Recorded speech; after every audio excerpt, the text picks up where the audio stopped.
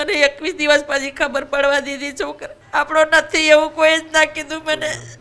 એટલી બધી દાજી લીધી તો કીધું મારા છોકરોને બચાવો, મારા છોકરાને બચાવો. પછી મને સિવિલમાં લઈ ગયા મારા જેઠાણી, મારા નણંદને. તો એ સિવિલમાં મને ડ્રેસિંગ બેસિંગ કરતા તો મારો છોકરો કીધું ક્યાં છે મારો આકાશ, ક્યાં છે?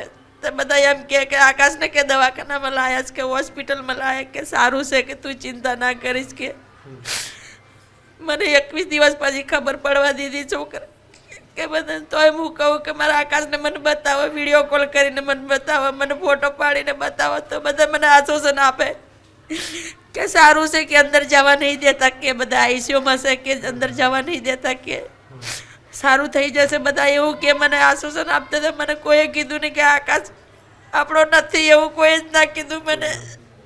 કેટલા દિવસ હોસ્પિટલમાં તમને રાખ્યા હતા?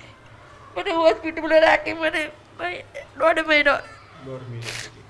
એટલે પછી તમને ઘરે આવ્યા પછી આ ખબર પડી? ઘરે આવ્યા પછી મારા સસરાની ઓફ થઈ ગયા. પછી મને ખબર પડી કે આકાશ બી નથી. મારા છોકરાની યાદમાં એમને બી આઘાત લાગ્યો તો ઓફ થઈ ગયા. બીમારી હતી કોઈ? બીમારી તો કઈ નથી, ડોહાના સારું હતું બધું.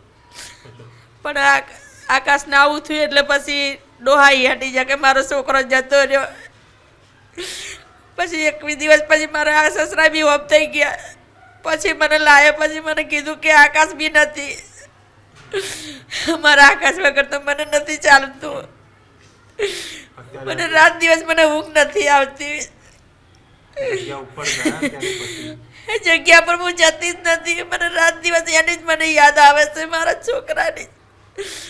મને કોણ લાવી દે મારા આકાશને.